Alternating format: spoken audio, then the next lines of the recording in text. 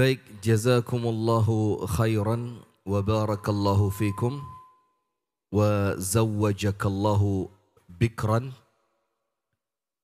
Khusus yang ngerti saja. Sedikit-sedikit, apa kira-kira artinya apa tadi? Wa zawwajakallahu bikran. Mudah-mudahan Allah menikahkanmu dengan seorang gadis. Insya Allah kembali muda. Jadi ada satu syekh dari, ini live-nya jangan nyala dulu ya. Ada satu syekh itu dari Yaman. Baik, bismillahirrahmanirrahim. Assalamualaikum warahmatullahi wabarakatuh.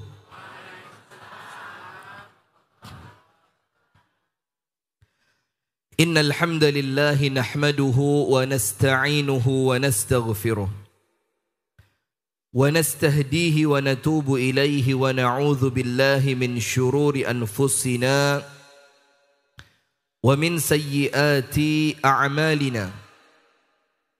Man yahdihillahu fala mudilla lahu wa man yudlil falan tajida lahu waliyan mursyida. أشهد أن لا إله إلا الله وحده لا شريك له وأشهد أن محمدا عبده ورسوله صلى الله عليه وعلى آله وأصحابه ومن والاه. أعوذ بالله من الشيطان الرجيم. يا أيها الذين آمنوا اتقوا الله حق تقاته ولا تموتن إلا وأنتم مسلمون. اللهم أنت ربي لا إله إلا أنت خلقتني وأنا عبدك وأنا على عهدك ووعدك ما استطعت. أعوذ بك من شر ما صنعت. أبوء لك بنعمتك علي وأبوء بذنبي فاغفر لي فإنه لا يغفر الذنوب إلا أنت. أصبحنا على فطرة الإسلام وعلى كلمة الإخلاص وعلى دين نبينا محمد صلى الله عليه وسلم وعلى ملة أبينا إبراهيم حنيفا مسلما وما كان من المشركين. أما بعد. اللهم إنا نسألك علما نافعا ورزقا طيبا وعملا متقبلا. اللهم علمنا ما ينفعنا وانفعنا بما علمتنا وزدنا علما وهدى وتوفيقا آمين يا رب العالمين. Hadirin sekalian, ibu-ibu dan bapak-bapak jamaah pengajian Ahad pagi pimpinan cabang Muhammadiyah Blimbing Sukoharjo, yang semoga kita bersama senantiasa dirahmati oleh Allah, senantiasa diberkahi oleh Allah, dan semoga kita bersama senantiasa mendapatkan bimbingan dari Allah Subhanahu wa Ta'ala sampai kelak kita semuanya tidak terkecuali wafat dalam keadaan iman, dalam keadaan Islam, dalam keadaan husnul khatimah. Amin ya rabbal alamin. Pemirsa Madani TV dimanapun anda berada, pemirsa Sayap Dakwah TV dimanapun anda berada, pendengar radio dakwah syariah 101,4 FM Solo dimanapun anda berada, pendengar radio dakwah Islamiyah 107,7 FM Kota Malang dimanapun anda berada, dan jamaah sekalian yang semoga dirahmati oleh Allah. Puji dan syukur alhamdulillah kita haturkan kepada Allah atas nikmat yang Allah karuniakan, di mana ibadah yang tidak pernah tunai terbayar oleh kita, itu adalah ibadah syukur. Jadi syukur itu senantiasa kita ini punya utang kepada Allah. Setiap ada nikmat yang Allah berikan, fadhkuruni adzkurkum washkuruli wala takfurun. Dan ingatlah kalian kepadaku, kata Allah, maka aku, yaitu Allah, akan mengingat kalian. Dan bersyukurlah kalian kepadaku, yaitu kepada Allah, dan janganlah kalian mengkufuriku. Maka setiap ada nikmat yang kita syukuri, seakan-akan kita merasa sudah tunai. Karena nikmatnya dari Allah, kemudian kita terima kasih kepada Allah. Tapi yang kita perlu ingat adalah kemampuan kita untuk mensyukuri nikmat itu kemampuan yang memberi adalah Allah. Maka setelah kita diberi karunia mampu bersyukur, kemampuan bersyukur itu pun perlu disyukuri. Jadi bisa bersyukur itu ya matur suwun kepada Allah Ta'ala. Karena tidak semua orang yang Allah beri nikmat, Allah beri kemampuan mensyukuri nikmat. Betul apa enggak? Nah, maka dengan itu ada satu kuncinya. Biar utang ini tidak tambah besar. Biar hutang kita kepada Allah bisa terlunasi sedikit demi sedikit. Apa kuncinya? Adalah syukurnya Nabi besar Muhammad sallallahu alaihi wasallam, yaitu syukur dengan ibadah. Maka dengan itu Allah Ta'ala berfirman, wa'bud rabbaka hatta ya'tiyakal yaqin. Maka cara mensyukuri nikmat dari Allah Ta'ala, termasuk mensyukuri kemampuan untuk bersyukur, adalah apa? Wa'bud rabbaka hatta ya'tiyakal yaqin. Ojo leren ibadah.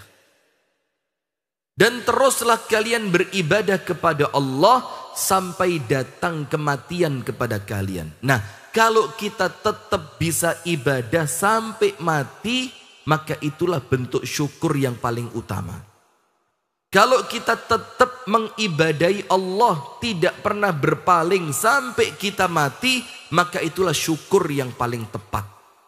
Kalau kita bisa senantiasa mengagungkan Allah sampai kita mati, maka kitalah orang yang bersyukur kepada Allah.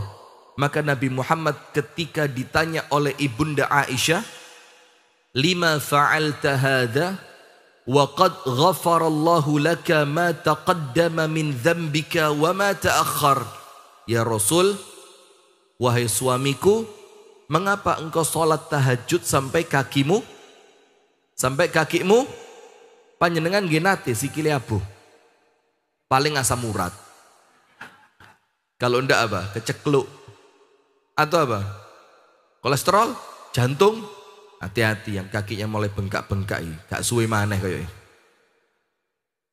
ini. Pas kaki saya kanan kiri abuh kabeh ini. Jadi bukan ngingetin orang lain, sedang mengingatkan diri sendiri. Nah, maka Ibunda Aisyah tanya, kenapa? Jawabannya Nabi apa? Afala akunu abdan syakura.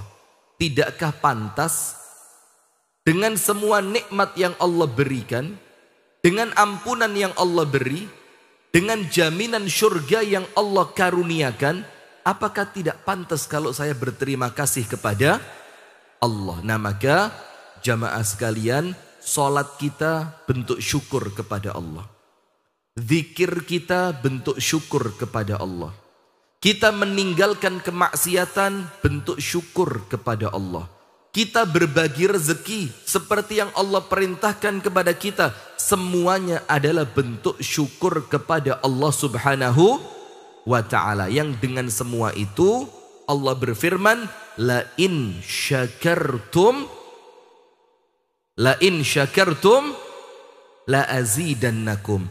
Apabila kalian mensyukuri, kata Allah Ta'ala, la in syakartum, maka pasti nikmat yang aku beri, kata Allah, pasti akan aku tambahkan. Maka bapak-bapak ini kalau punya istri Pak, disyukuri.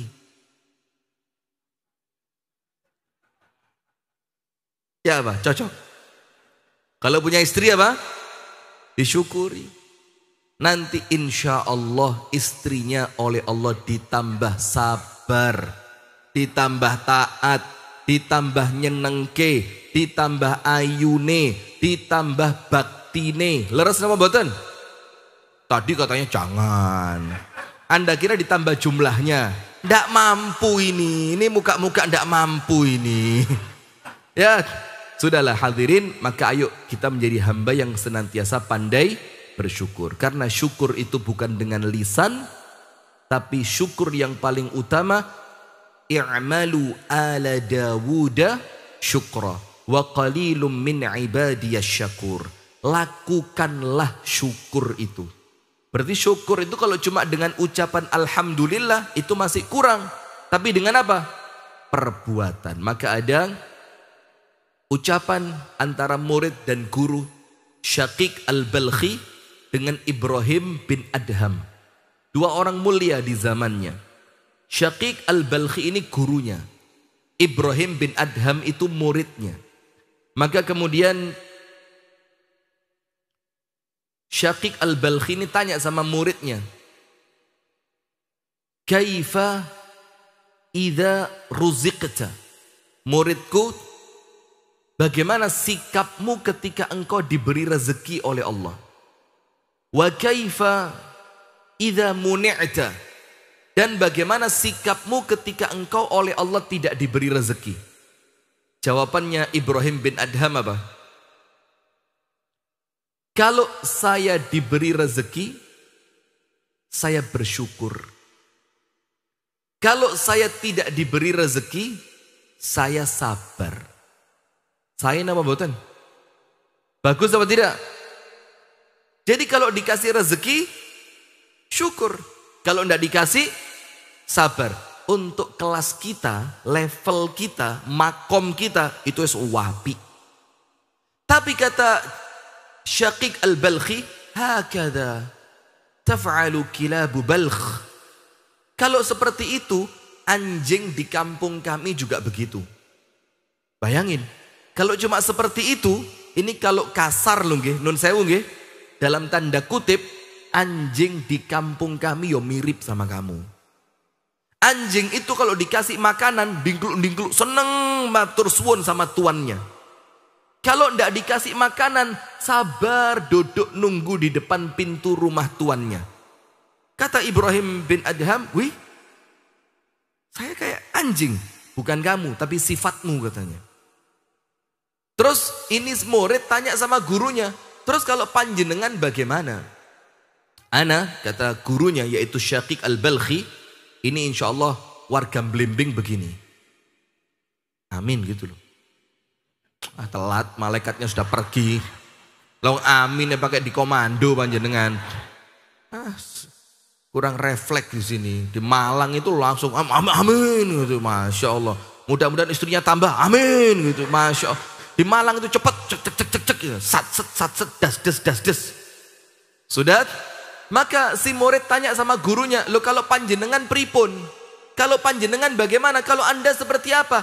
Kami rasa diberi bersyukur, tidak diberi sabar itu sudah bagus. Mosok ada yang lebih bagus? Gurunya bilang ada. Bagaimana itu? Ana in ruziqtu athartu wa in muni'tu syakartu. Ini kelasnya kelas Blimbing banget lah ini. Amin. Amin ya Rabbal Alamin. Kelasnya Blimbing banget ini. Apa itu? Saya, kata Ibrahim, kalau oleh Allah diberi rezeki, saya berbagi. Saya apa? Berbagi. Kalau saya tidak diberi, saya bersyukur. Kalau diberi, berbagi. Kalau tidak diberi, bersyukur. Bagus mana yang kedua sama yang pertama? Bagus yang mana? Kedua apa pertama? Berarti nggak setia. Nggak setia. Harus nomor yang pertama itu tetap terbaik, Pak. Panjenengan mentang-mentang ada yang kedua aja langsung bagus yang kedua, tidak boleh begitu ya.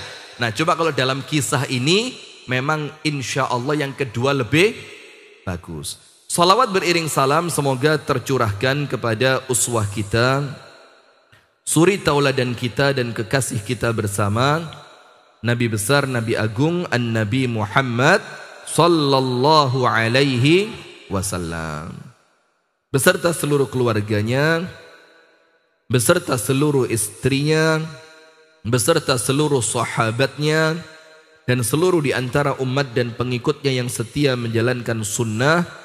Ramai podo koyok ndek wingi. Sama, malah percis. Loh, bagaimana ndak podo Pak? Lah Al-Qur'an ini pancet ya Pak. Panjenengan kalau mau pengajiannya berbeda, yang bikin juz baru lagi.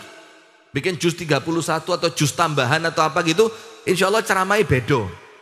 Atau panjenengan bikin hadis baru, itu nanti insya Allah berbeda itu. Tapi mulai zaman Nabi Muhammad wafat sampai nanti kiamat, Qur'annya sama, hadisnya juga. Loh maka kalau panjenengan diceramai materinya sama, ya malah bener itu. Kalau materinya baru, panjenengan patut curiga, iki ilmu tuh kok endi? Kok materi ini anyar? Nah, tapi pengulangan itu, bolan baleni, itu dalam Islam baik. Kenapa baik?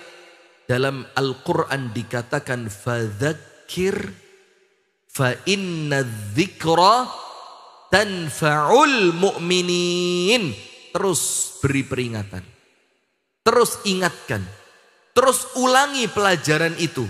Karena apa? Pengulangan tentang nasihat itu senantiasa bermanfaat untuk orang-orang yang beriman.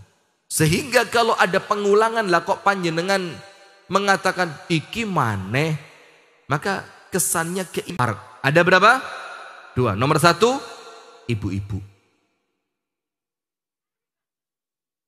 Panjenengan kok sabar sekali.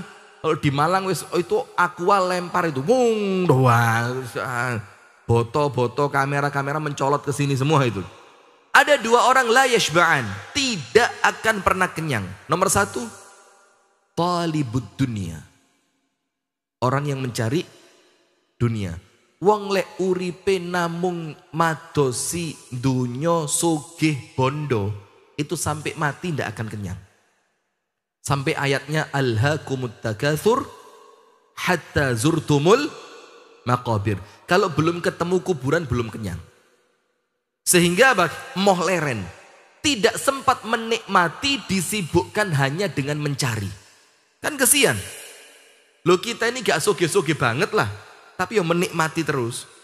Iya, mangan enak, turu yo enak, pengen melaku-melaku yo iso, rekreasi juga enak. Walaupun kerjanya gak sepiro kesel. Tapi ada orang-orang yang memang oleh Allah dihukum dengan apa? Tugasmu mek goleki tok. Gak usah menikmati. Jadi dia cari, capek rapat kerja MOU, ngecek proyek, tender segala macam, terus lelang, kumpulkan, wayai menikmati, wonge mati. Panjenengan mau kayak begitu? Nah maka dinikmati Bu, dinikmati. Maka yang pertama orang yang tidak akan kenyang talibud dunia, pencari dunia. Itu sudah disebutkan. Yang kedua apa? Talibul ilmi, pencari ilmu. Nah, maka kalau ada orang cari ilmu moro-moro bosen, dia bukanlah pencari ilmu yang hakiki dia. Dia sekedar alah golek hiburan teko pengajian Ahad pagi PCM Blimbing. Itu bukan cari ilmu, cari apa? Hiburan. Lo dikira ustadz ki kemidi yang Sarimin berangkat ke pasar, dong. Ayo Sarimin berhias, berkaca. Langsung Sarimin itu pakai kaca, terus gini. Loh Sariminnya kok mirip. Nah sudah, maka kalau kita ini cari ilmu lah kok getun, bosen, capek, males, futur, kita bukan penuntut ilmu. Maka panjenengan tahu Imam Ahmad bin Hanbal. Itu ketika ada seorang ahli hadis datang ke kampungnya. Dan ternyata ahli hadis itu ndak bisa lama di kampungnya Imam Ahmad. Mau segera pulang, tangan kiri, di tangan kanan bawa. Ndak ngerti ini orang. Maka Imam Ahmad diteriaki. Dibilang apa? Ya Aba Abdillah, ila mata ma'as sibyan. Abu Abdillah, panggilannya Imam Ahmad. Mau sampai kapan guyon be arek cilik iku lho, sampai kapan? Ini orang ndak tahu. Dikiranya Imam Ahmad itu lari mau main sama anak kecil. Padahal Imam Ahmad itu lari mengejar ahli hadis yang akan segera pulang. Imam Ahmad lihat, alah wong iki maneh. Maka panjenengan lihat dalam hidup panjenengan. Orang-orang yang usil itu ya itu-itu saja. Jadi ketika panjenengan diilokke, panjenengan dipaido, panjenengan dicaci, maki, fitnah. Kemudian orangnya orang yang sama. Alah, sampean maneh. Sampean maneh, kadang-kadang itu tonggo sebelah rumah itu loh. Nah sudah, maka kata Imam Ahmad apa? Ditoleh orangnya, cet, dia. Ditanya, ilamat, mau sampai kapan? Apa kata Imam Ahmad? Ilal maut. Sampai mati. Sampai apa? Mati. Maka terkenal ibarahnya Imam Ahmad. Satu makolahnya Imam Ahmad. Yang ini menunjukkan penuntut ilmu sejati. Apa itu? Ma'al mihbarah ilal maqbarah. Murid, santri, tulis. Santri. Santrinya khusyuk-khusyuk loh, dan nunduk semua. Masya Allah. Tawaduk santrinya Imam Syuhodo ini. Hah? Nulis. Iya, kepalanya sampai nempel lutut itu. Nulisnya luar biasa loh. Ini di pondok lain tidak ketemu model begini. Ini top di sini ya. Sudah, santri tulis. Ma'al mihbarati ilal maqbarati. Tulis. Nulisnya lo bagus. Habibi kalah lo ini. Ma'al mihbarah. Saya akan terus membawa tintanya pulpen ini. Namanya mihbarah. Mihbarah itu tinta yang zaman dulu dipakai nyelupkan apa? Pulpen. Ma'al mihbarati ilal maqbarati. Sampai masuk ke dalam kuburan. Itu menunjukkan bahwa penuntut ilmu itu tidak akan pernah puas. Nah, maka kalau ada orang menuntut ilmu lah kok bosen, maka ini dia bukan penuntut ilmu. Nah, maka hadirin sekalian dirahmati oleh Allah, kita akan sampaikan satu materi yang insya Allah dari materi ini kita akan ambil benang merahnya. Materinya apa? Titik terendah. Kita akan kisah. Pikir, oh kreatif sekali ya. Ini minta uang saku lebaran gitu. Kalau di tempat kami namanya garak gampil. Di sini namanya apa? Apa? Cikra. Loh, fitrah kan zakat. Ini uang yang buat anak kecil kalau Idul Fitri itu loh. Itu fitrah. Nasib. Sampai bahasanya dibahasakan fitrah ya. Lil fuqara'i wal masakin ya. Untuk kaum fakir miskin itu ya. Masya Allah, tabarakallah. Sudahlah, namanya fitrah di sini. Pak, nadi pitrai. Kalau panjenengan ke Jawa Timur kasih beras panjenengan. 2 kilo petung on. Nah sudah jamaah, maka karena kita tahu watilkal ayyamu nudawiluha bainan nas. Hidup itu berputar, kadang seneng, kadang sakit, kadang susah, kadang bahagia, kadang nangis, kadang ketawa. Maka kita perlu tahu apa resepnya para nabi. Justru ketika mereka berada di titik terendah kehidupan mereka, justru itulah puncak mereka itu melejit ke langit. Nomor 1, Nabi Ibrahim. Nabi siapa? Ibrahim. Nabi Ibrahim ini bu, ini ujiannya berat. Dia bukan cuma melawan kaumnya, tapi melawan ayah tercintanya, yang justru ayahnya Nabi Ibrahim yang namanya Azar, itu produsen Tuhan. Bayangin, jadi dia itu bukan cuma menyembah Tuhan selain Allah, dia ini sutradaranya, produsennya, gawe bendino, gawe loro, telu. Semakin hari Tuhannya semakin banyak. Ini top Nabi Ibrahim ini ya. Kalau kita paling kalau bapak kita mungkin tidak seakidah. Ini produsen Tuhan, gawe patung. Bikin patung. Nah sudah, Maka ketika Nabi Ibrahim mulai berdakwah, Nabi Ibrahim mulai menyampaikan tauhid, Nabi Ibrahim mulai menyampaikan akidah yang benar, maka mulai muncul apa? Permusuhan. Sampai bedain jamaah. Maka para nabi dan rasul itu diutus oleh Allah menjadi nabi dan rasul. Rata-rata usia mereka berapa? 40. Kalau saya masih kurang 12 tahun Jani. Tidak usah kaget, santai saja. Ya orang iri memang ya ada saja. Di mana-mana orang iri itu ya ada. Panjenengan kayak tidak terima banget kalau saya masih muda itu kayak gak terima gitu loh. Apa urusannya istri? Bukan. Sudahlah, yang penting saya seneng gitu loh Bu. Saya bilang, saya kalau 40 tahun kurang rolas berarti umur saya berapa? 28. Alhamdulillah. Kok panjenengan? Kok gak terima eram. Sabar. Sudah? Maka Nabi Ibrahim ketika muda dan ketika sudah dewasa dakwahnya beda. Itulah kenapa para nabi dan rasul itu umur 40 Allah perintahkan jadi nabi dan rasul. Kecuali dua nabi. Siapa? Nabi Isa dan Nabi Ismail. Itu lahir procot. Kok Ismail? Nabi Isa dan Nabi Yahya. Lahir procot jadi nabi. Karena Allah firmankan. وَجَعَلْنَاهُ نَبِيًّا. Kami jadikan dia seorang nabi. Nah, pertanyaannya kenapa kok nunggu umur 40? Karena ilmu plus usia matang itu yang muncul hikmah. Maka Nabi Muhammad bersabda apa? Innal barakata ma'a akabirikum. Keberkahan itu ada bersama orang-orang tua di antara kalian. Maka di Muhammadiyah ini kan pengurusnya tua semua. Malim barokai. Sing nom-nom rainek blas. Panjenengan lihat di PP itu. Tua apa muda? Tapi enggak apa-apa, barokah, penak-penak. Iya, walaupun langkahnya kan senantiasa aman terus gitu. Nah sudah, maka Nabi Ibrahim ketika masih muda, dakwahnya bagaimana? Mecahi berhala.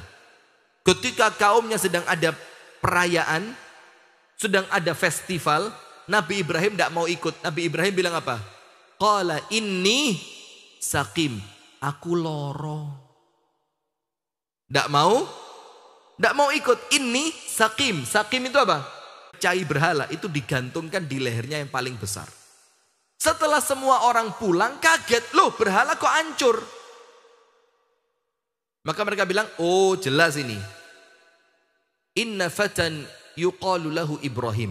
Ada anak muda yang tidak ikut. Namanya siapa? Sifatnya di sini apa? Masih muda. Nah maka kalau masih muda itu kadang-kadang ya frontal. Itu ketika Nabi Ibrahim masih muda. Akhirnya ketika kaumnya datang ditanya segala macam, Nabi Ibrahim bilang, jangan tanya saya dong. Itu alatnya ada di lehernya patung yang paling besar. Yuk tanya sama dia. Kata orangnya apa? Ibrahim, iki gak iso obah. Terus kene dikongkon takon iki gak iso jawab. Kata Ibrahim, lah lek wis suruh gak iso obah, gak iso jawab, lah kok mbok sembah. Ngeluh, ya apa? Jawabnya apa? Ya apa? Bingung mereka. Itu ketika masih muda. Dakwahnya mecah-mecahi. Frontal. Ketika sudah dewasa. Dakwahnya bagaimana? Diskusi. Dipanggil sama rajanya. Dibilang apa? Kata Ibrahim, Tuhan saya bisa menghidupkan dan mematikan. Rajanya Ibrahim tidak terima. Saya bisa. Diambil dua orang. Satu disikat, satu dibiarin. Ini yang satu saya bunuh, mematikan. Yang satu saya hidupkan. Padahal bukan itu maksudnya. Tapi Nabi Ibrahim ngerti. Lek diterus no tambah ngeluh. Jarne ae wis. Terus apa? Ditambahi satu sama Nabi Ibrahim. Nah tapi kalau Tuhan saya Allah. Itu menerbitkan matahari dari sebelah timur. Dan menenggelamkannya di barat. Kalau panjenengan juga Tuhan. Coba. Diwalik sedino ae. Diwalik satu hari aja. Terbitkan dari barat, tenggelamkan di timur. Fabuhitalladzi kafar. Maka orang kafir langsung kaget. Itu loh bedanya dakwah anak-anak yang masih muda dengan orang-orang yang sudah dewasa. Kalau masih muda senengannya mecahi, hancurkan, bakar. Tapi kalau sudah tua, sabar li, sabar. Ditelok dhisik. Mohon maaf, gitu loh. Oh jeda, nah silakan. Saya kira dakwahnya mohon maaf tadi. Monggo, monggo, monggo.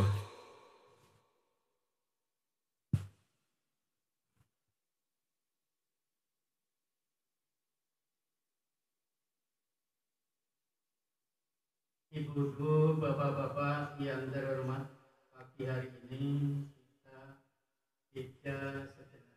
Mohon maaf sebelumnya untuk menyampaikan jeda informasi. Informasi yang pertama, laporan keuangan Ahad pagi edisi yang kemarin, edisi yang ke-350, tanggal 11 Agustus 2024. Infak kemarin sejumlah Rp6.660.000.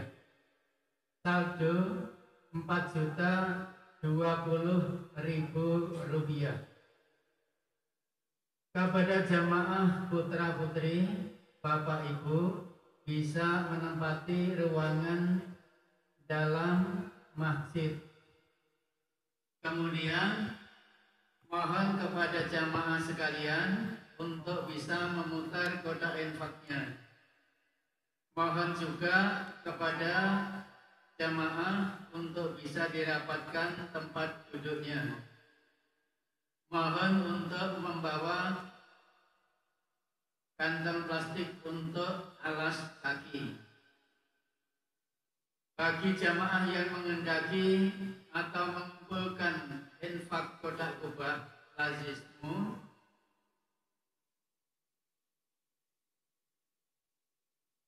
mohon kepada jamaah lazismu untuk bisa memutar kotak infaknya.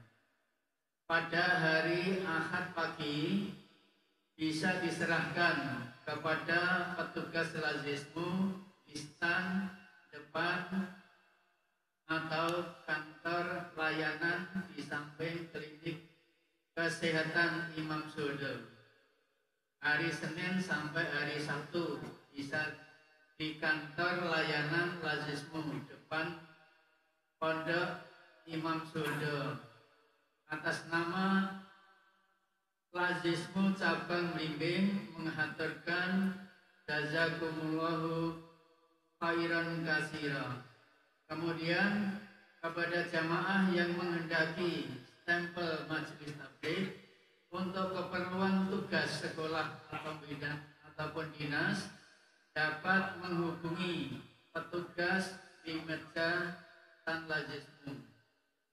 Kemudian informasi pengajian Ahad pagi pekan depan tanggal 11 Agustus 2024, edisi yang ke-351, kita bersama Ustadz Sholahuddin Sirizar LCMA, Direktur Pesantren Imam Suhodo, dengan tema ataupun judul Tanya Jawab Agama. Demikianlah tidak informasi yang saya sampaikan pada kesempatan kali ini. Bapak Ibu yang hormati, kita laksanakan kajian pagi hari ini. Kita bersama Ustadz Rizky Ja'far Thalib dari Malang untuk selanjutnya sampai nanti jam 7.30 menit. Dumateng Bapak Ibu yang hormati, mekaten jeda informasi ingkang salajengipun kita saged lajengaken midhangetaken kanthi sesarengan inggih menika kajian pagi hari ini bersama Ustadz Rizky Ja'far Thalib dari Malang.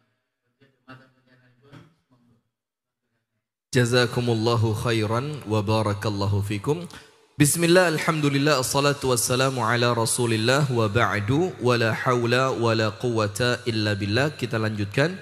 Maka Nabi Ibrahim ini hadirin di puncak-puncak ujian di dalam hidupnya itu apa?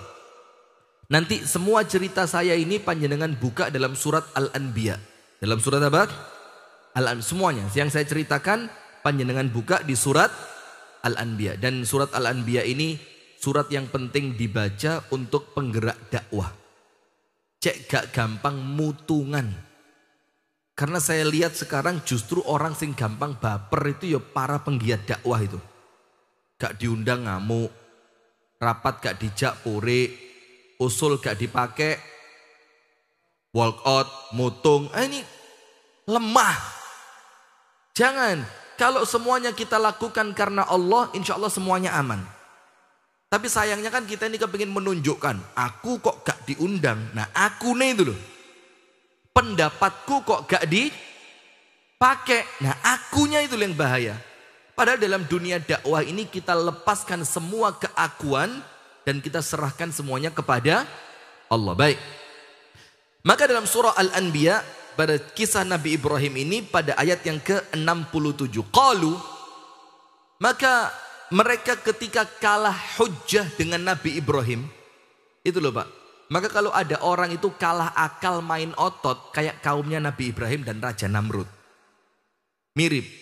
Maka ketika mereka kalah secara teori, secara dalil, secara hujjah, lah kok keroyokan,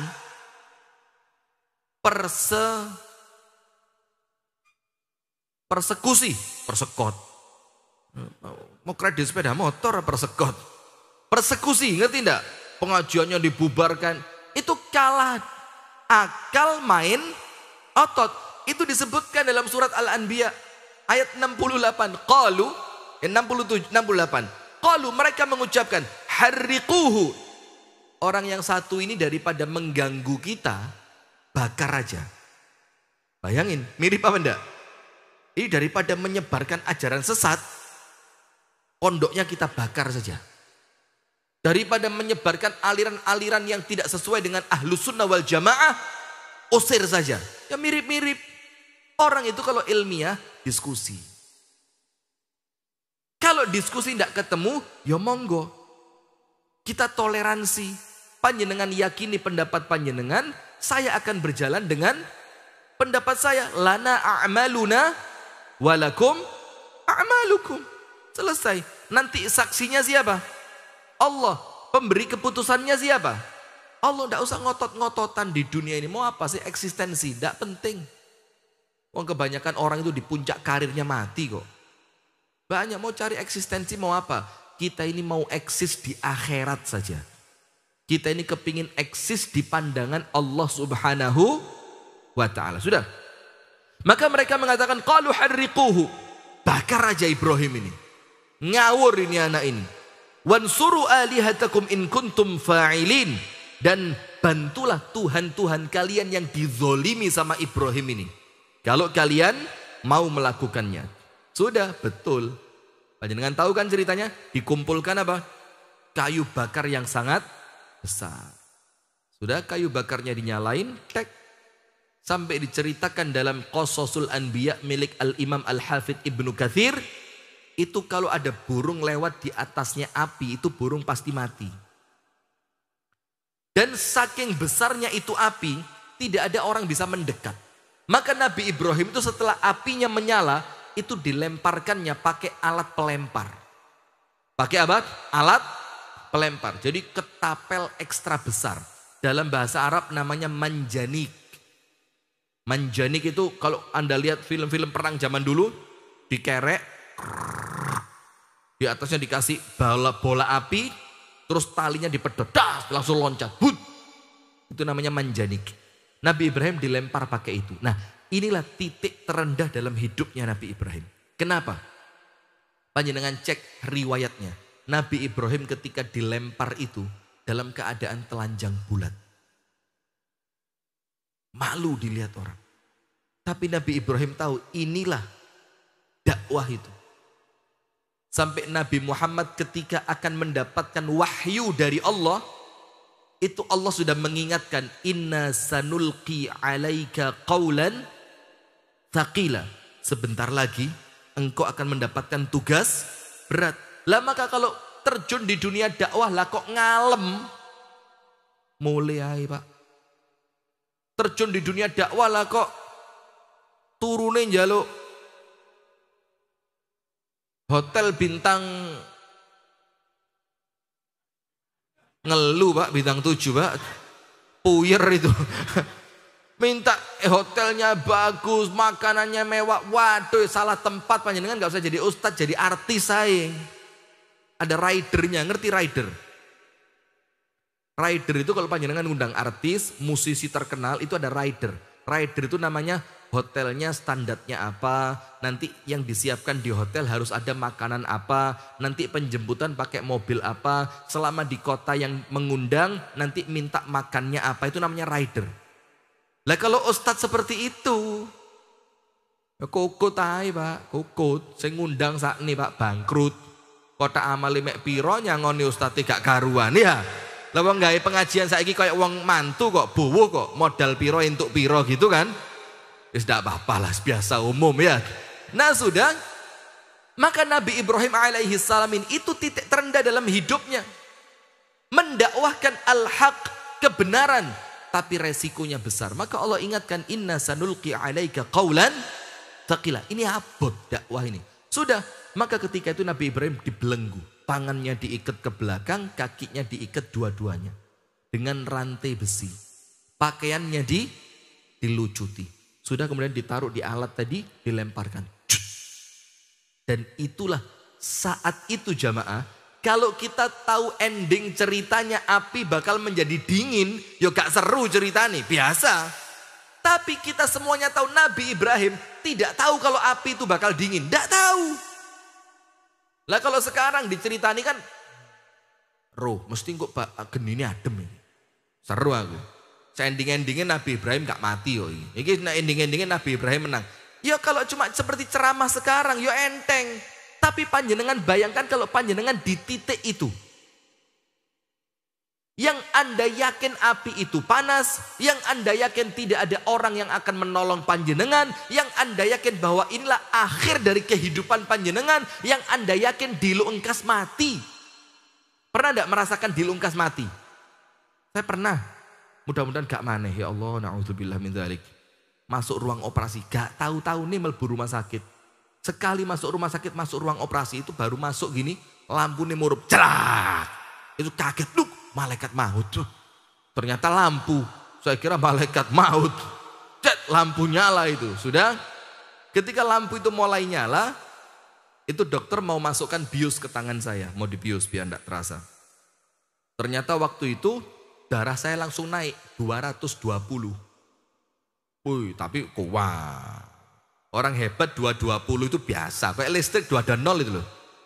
Ya, semakin tinggi semakin terang nyalanya ya. 220 dicek cucut. Waduh ini darahnya tinggi. Dokternya enggak berani. Dokternya akhirnya nggudo saya. Dijak guyon. Biar darahnya agak turun. Itu Profesor Saifur namanya. Jenggotnya sekian. Masya Allah. Itu dosen kedokteran Unbra Malang.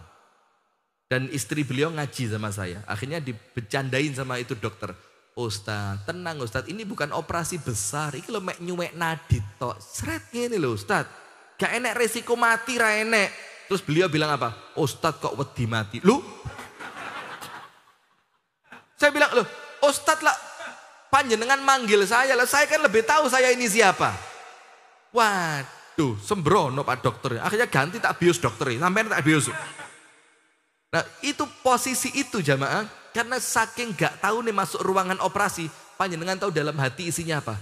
Ya Allah, semua orang yang menjahati saya, menzalimi saya, semua saya maafkan ya Allah.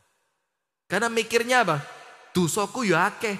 Harapan saya ketika saya memaafkan orang lain, Allah maafkan dosa. Wes gak ono iri, dengki, kepengen rabi maneh itu hilang kabeh wes.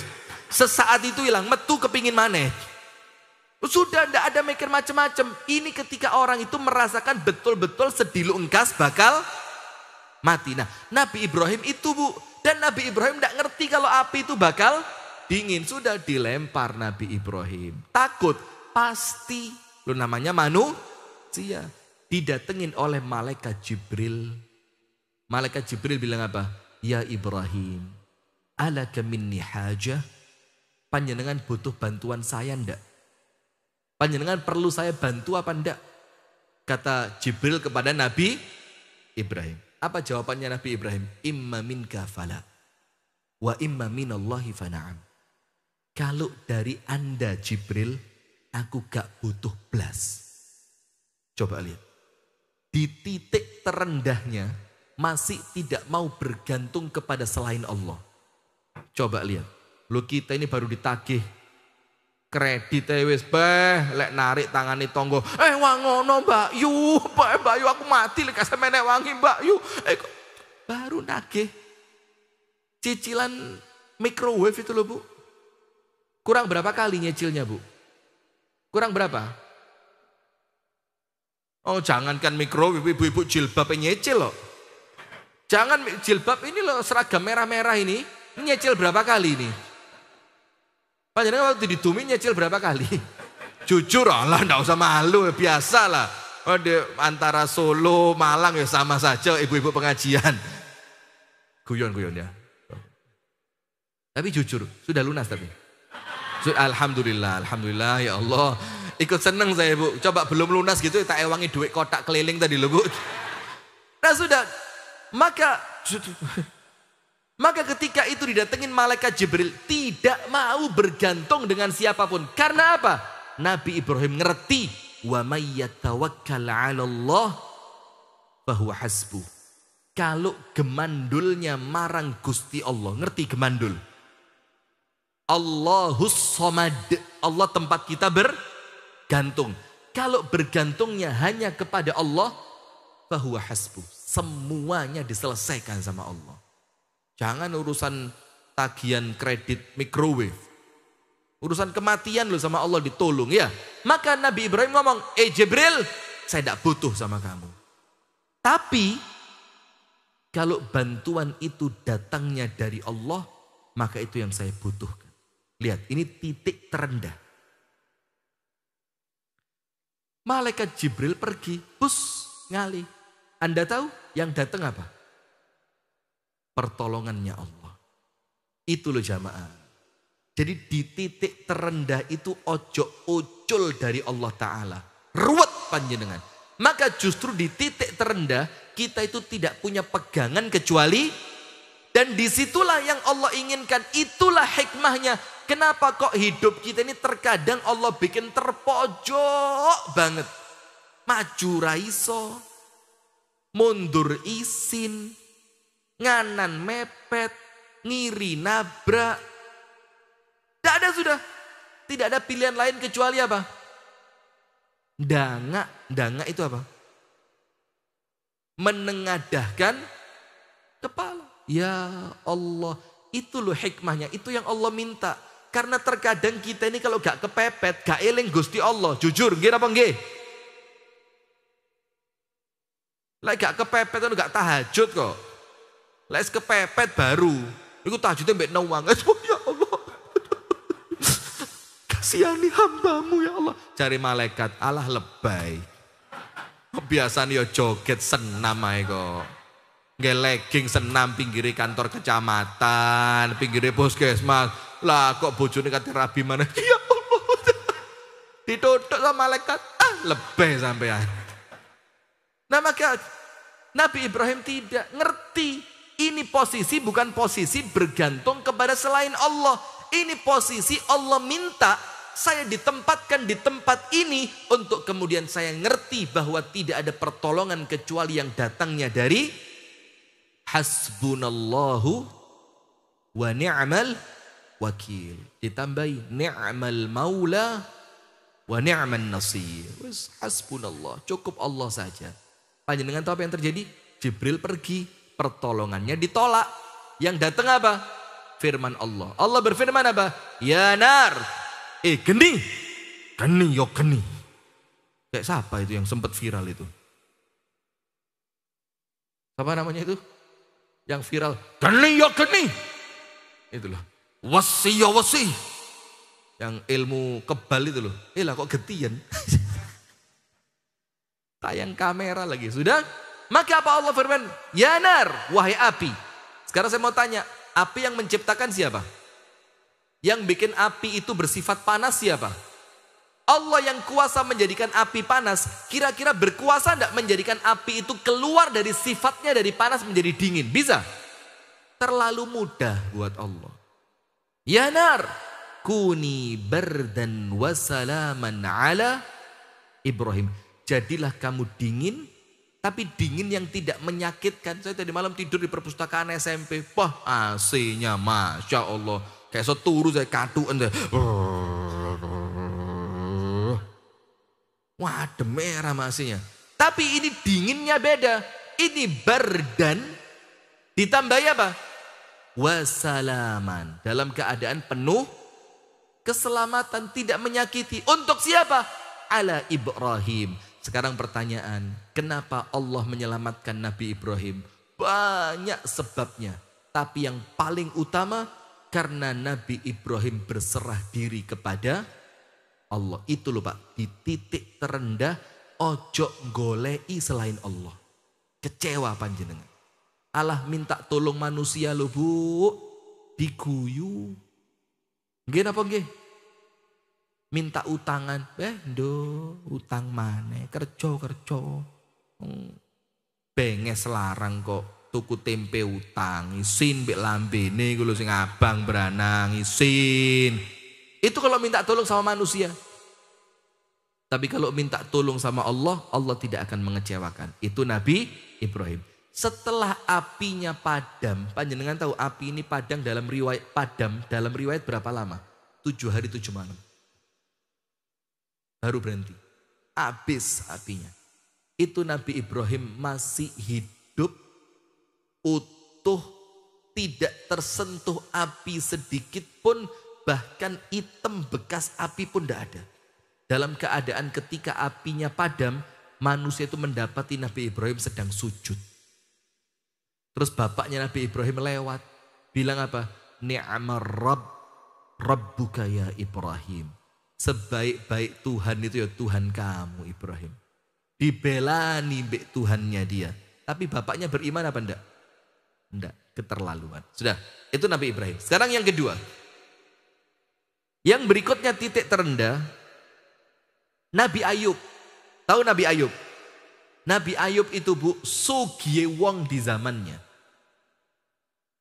Istrinya berapa?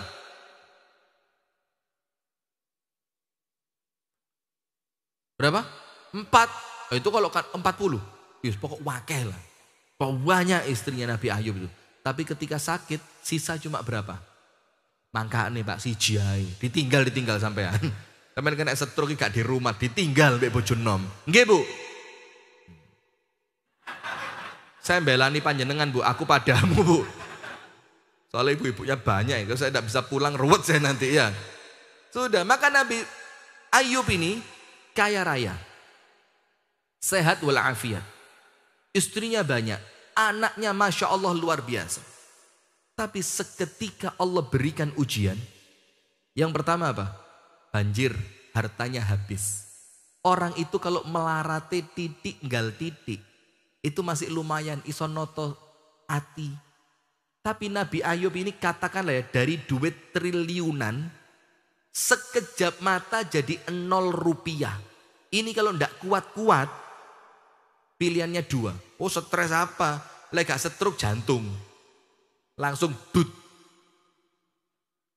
Kok selamatin Nabi Ayub seorang Nabi? Sudah, ujian pertama selesai. Ujian kedua apa? Anaknya tinggal dalam rumah, rumahnya. Anaknya meninggal, langsung entek kabeh. Tidak tersisa satupun. Ini coba.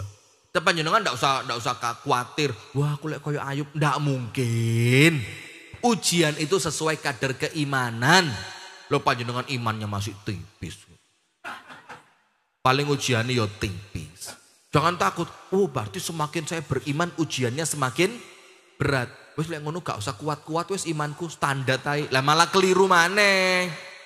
Karena apa? Menyesuaikan keimanan. Kalau iman panjenengan kuat, ujian besar ya terasa kecil. Kalau imannya ibu-ibu kuat, mau suami nikah lagi ndak jadi masalah. Takbir. Loh kok panjenengan? Itu bukan masalah besar kalau imannya. Nah, tapi kan sayangnya imannya belum kuat, Bu, nggih. Belum kuat. Oleh urusan nikah lagi aja belum kuat. Kalau urusan dibagi rezeki tapi khusus orang yang imannya kuat. Oh, iman saya kuat Ustaz. Sudah. Anaknya habis. Berikutnya lagi apa yang terjadi? Kulitnya mulai muncul penyakit. Berikutnya lagi ketika dalam keadaan yang semakin parah, semua istrinya apa? Pergi meninggalkan. Sisa satu orang, istri yang paling setia mendampingi. Sampai terakhir, panjenengan tahu, istrinya itu tidak ada lagi bekal untuk memberi makan Nabi Ayub. Terus apa yang terjadi? Semuanya tahu kan ceritanya? Dan sama seperti kisahnya Nabi Ibrahim. Jangan panjenengan bayangkan panjenengan sudah ngerti akhir ceritanya. Yo mali enteng. Bayangin kalau panjenengan nonton sinetron gitu loh Bu. Onok gemese, onok mangkele. Pas puncak-puncaknya panjenengan sedang gemes, bersambung. La ilaha illallah. Panjenengan ingat film Tersanjung zaman dulu? Wis tuwek kabeh berarti ya. Tobat. Panjenengan zaman-zaman film Tersanjung berarti sekarang umurnya kira-kira sudah 94, 95, ngoten nggih? Mboten. Nah sudah, maka jangan bayangkan endingnya ketahuan. Panjenengan hiduplah dalam cerita ini. Tidak ada makanan, Ayub kelaparan, istrinya bingung. Apa yang dilakukan istrinya? Rambutnya dipotong dan kemudian dijual. Untuk siapa? Panjenengan ngecul nih cincin abot. Cincin kayak aneh bapakku kok sampai jaluk. Gak melok ngei, gak melok nukok nih ngepek. Ngimut teram. Kalau orang Malang bilangnya kok nyimut. Ngerti kok nyimut? Kok nyimut itu kalau bahasa Jawa Tengahnya kok pena eram gitu loh. Tapi kalau bahasa Malang itu kok nyimut. Nyimut itu yo, itu susah dibahasakan. Itu paling pas ya itu bahasa itu. Ketika suami moro-moro jaluk cincin ibu-ibu dalam keadaan cincinnya bukan suami yang beliin tapi pemberian siapa? Orang tua. Ini cincinmu tak jaluk iki apa Mas? Kayak mahar rabi maneh. Kok nyimut? Gitu loh. Langsung jawabannya apa? Kok nyimut? Nah, sudah, ini istrinya tidak, dia tahu. Potong. Nabi Ayub lihat. Tidak sampai hati Nabi Ayub. Apa yang terjadi Bu?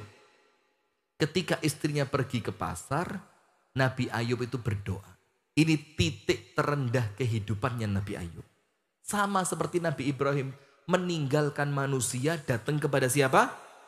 Allah. Karena Allah itu maha cemburu. Ngertos mboten?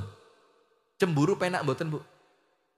Ayo ibu-ibu, kalau ngelihat suaminya ngobrol mesra dengan pedagang kopi sebelah rumah. Yang janda belum punya anak itu. Umurnya masih 37. Terus panjenengan sudah 64. Terus suami panjenengan itu betah di warung kopi. Kopi ini penak ya Mas? Ya penak sih enggak ini sampean. Lah iku gak katik gula loh Mas. Wes legi kok nyawang wajahe sampean. Ndak tahu yang ngomong istrinya di belakang. Lo langsung tok. Alhamdulillah. Ini bahasanya innalillah wa inna ilaihi rajiun. Nah sudah. Nabi Ayub tidak Bu. Dia tinggalkan manusia. Dia datang kepada Allah Ta'ala. Ketika istrinya pergi. Surat Al-Anbiya ayat yang ke-83. Wa ayyuba idh nada rabbahu anni massaniyaddur. Anni massaniyaddur wa anta arhamur rahimin. Apa Allah katakan? Dan ingatlah. Berarti kalau ada kalimat ingatlah itu untuk kita pelajaran. Jangan diwaca khataman Quran. Wa ayyuba idh nada rabbahu anni massaniyaddur wa anta arhamur rahimin. Gak malbublas. Maka ini pelajaran buat kita. Dan ingatlah kepada Ayub alaihi salam. Ketika dia berdoa kepada Tuhannya. Yaitu Allah subhanahu wa ta'ala. Apa doanya? Ini kan ujiannya berat. Tapi untuk Allah Bu tidak ada yang berat. Betul apa enggak? Untuk Allah semuanya kecil, semuanya ringan. Jangankan menyelesaikan masalah kita, menciptakan langit dan bumi lo beres. Iya apa enggak? Maka Nabi Ayub itu ketika curhat dengan Allah, itu mengecilkan masalah. Karena Nabi Ayub malu, saya sedang curhat kepada Allah yang maha besar. Loh maksud saya katakan masalah saya besar. Malu dong, karena Allah yang maha. Maka Nabi Ayub mengatakan, Anni massaniyaddur. Massa, itu dalam bahasa Arab, itu bukan tertimpa, bukan. Kalau terjemahannya tertimpa. Tapi kalau kita mau bahasa Arab, santri ngerti santri ya. Santri, massa itu keserempet. Namanya keserempet itu parah apa kecil? Ya namanya keserempet, paling cuma baret sedikit, ceting ngelontok titik, gak sampai peok. Itu keserempet. Maka Nabi Ayub dengan beratnya ujiannya, ketika dia berdoa kepada Allah di titik terendahnya, Nabi Ayub bilang apa? Anni massaniyaddur. Ya Allah, saya tertimpa masalah kecil sih ya Allah, kecil. Terus apa? Wa anta arhamur rahimin. Nabi Ayub tidak minta masalahnya diselesaikan. Dah. Kata Nabi Ayub apa? Ketika sama istrinya disuruh berdoa. Yub, kamu kan seorang nabi Yub. Minta sama Allah dikabulkan. Minta Allah sembuh. Apa kata Nabi Ayub? Istahyaitu min Rabbi. Saya malu sama Allah minta sembuh. Kenapa? Warase wis suwe. Lorone baru sedilu. Mosok baru sakit sebentar minta. Masya Allah. Kalau ibu-ibu enggak. Warase sak dawan-dawan. Wis umur 70 bangkeane loro sing diceritakne bangkean terus.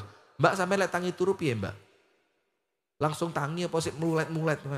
Terus ngombene apa mbak? Bintang tadi berapa?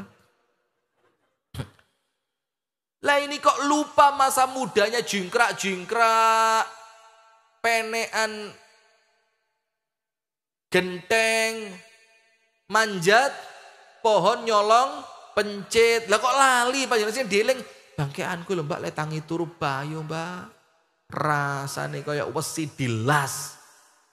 Nah, Nabi Ayub tidak. Nabi Ayub mengatakan apa? Dak minta sembuh.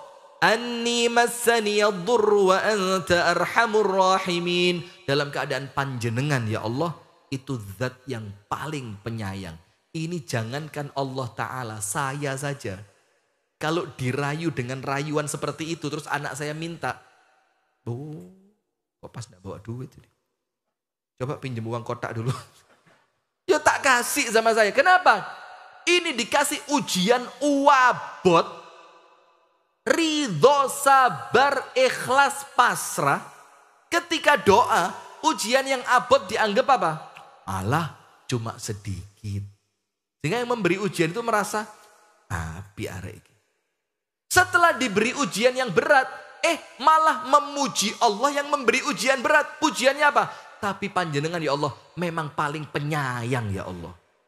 Coba ini ujian luar biasa, tapi rayuannya juga luar biasa. Maka Allah Ta'ala mengatakan dalam ayat berikutnya, fastajabna lahu. Langsung kami terima doanya. Terus apa? Kami sembuhkan dia, kami kembalikan keluarganya, kami kasih semuanya 2 kali lipat. Sampai ketika istrinya Nabi Ayub pulang dari pasar, ketemu Nabi Ayub depan pintu rumah, ngadeg Nabi Ayub, seger, buger, ganteng, sehat. Istrinya tidak tahu kalau itu Nabi Ayub. Istrinya masuk ke rumah. Ini sore mejo, Yub. Di kamar dicari, Yub. Panjenengan jangan senyum-senyum aja. Kokam harus tegas. Merengut. Guyang-guyu aja gak medeni blas. Sudah, Yub. Cari kamar mandi dibuka. Ayub tidak ada di bawah selimut. Yub. Tidak ada. Terus keluar itu istrinya. Kok Ayub tidak ada di rumah? Tanya sama laki-laki depan pintu rumah. Mas, ningali Ayub medal wow. Zaman Ayub niku tasih sehat mas. Panjenengan niki tiang paling percis kalian Nabi Ayub mas. Coba sampai istrinya apa? Pangling. Padahal sebelumnya apa? Di titik terendahnya. Tapi dari titik terendah lanjut langit. Lanjut langsung naik ke langit. Allah kasih 2 kali lipat. Terus Nabi Ayub bilang apa? Wah ana Ayub, lo aku iki sing sampean golek, yo aku iki Ayub tenane. Subhanallah, lihat. Itu loh Bu, di titik terendah jangan Anda lupa kepada siapa? Allah. Wes terakhir penutup. Lalu. Saya belum tidur 2 hari ini, loh. Terakhir, dalam surat Al-Anbiya ada. Tapi lebih tepatnya dalam surat As-Saffat. Dalam surat apa? As-Saffat. Ayat 139 sampai 142. As-Saffat 139 sampai 142. Kalau di surat Al-Anbiya-nya pada ayat 87. Jadi semua yang saya ceritakan tadi Anda cari di surat apa? Al-Anbiya. Nanti di rumah dibaca. Tapi lek moco bu, dengan tadabbur.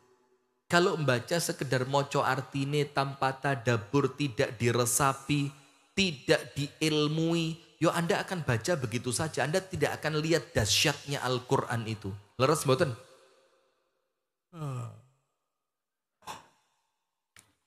Mangap-mangap kelebonan laler loh nanti.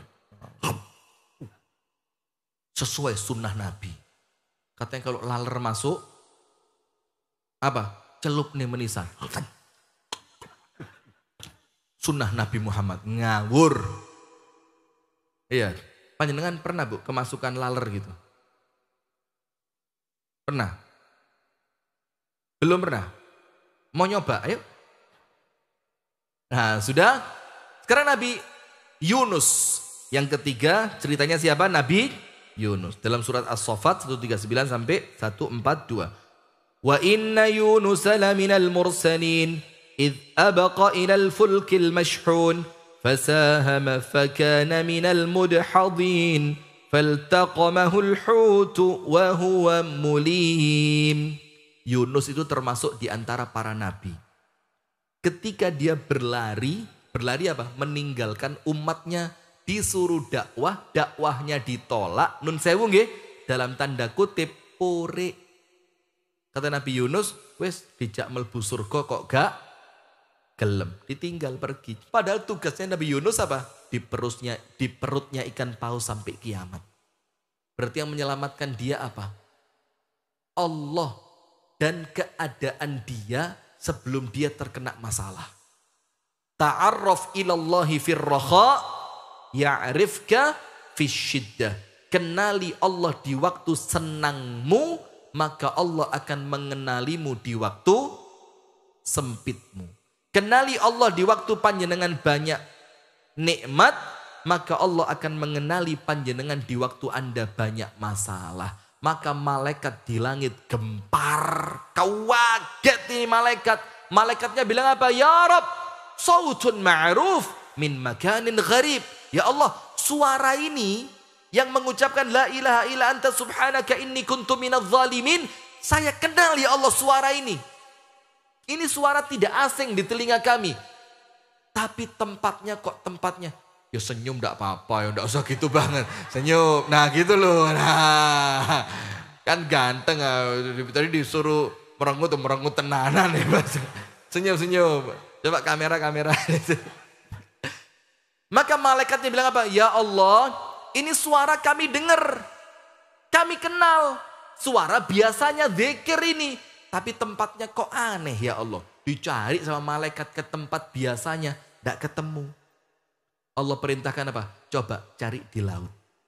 Ketika cari di laut ketemu Nabi Yunus. Maka zikir panjenengan itu oleh malaikat dikenali ibu-ibu. Tapi syaratnya apa? Seneng zikir di waktu seneng. Di waktu lapang. Di waktu sehat. Di waktu sugih. Nanti pas ada masalah, panjenengan berdoa, malaikat kenal, walah iki sing biasane. Ayo ndang diewangi. Tapi kalau panjenengan gak tahu wiritan, gak tahu sholat, gak tahu ndonga, gak tahu zikir, pas ono masalah moro-moro angkat tangan, malaikatnya bilang apa? Belum registrasi kok. Belum? Masuk rumah sakit mau pakai kartu BPJS, datanya ndak ada kok. Ini sekali mati. Sama rumah sakit bilang, mana kartu BP? Registrasi dulu. Lek ngenteni registrasi, yondang keduk nih kuburan ae lah wis. Dilungkas bakal. Nah, kira-kira seperti itulah ya. Maka jamaah sekalian, ingat. Semua manusia bakal mengalami titik terendah. Maka di titik terendah itu jangan lupa kepada Allah. Hanya mintalah kepada Allah. Biar ketika kita di titik terendah itu diselamatkan oleh Allah, maka di waktu kita senang, jangan lupa untuk ibadah kepada Allah. Itu yang dapat kami sampaikan. Semoga ada manfaatnya. Kurang dan lebihnya saya mohon maaf. Apabila ada kalimat-kalimat yang kurang berkenan, apabila ada candaan guyon yang tidak sopan, mohon dimaafkan nggih? Mohon dimaafkan ya. Kita tutup dengan doa kafaratul majlis. Subhanakallahumma wa bihamdika asyhadu an la ilaha illa anta astaghfiruka wa atubu ilaik. Dari kami, assalamualaikum warahmatullahi wabarakatuh.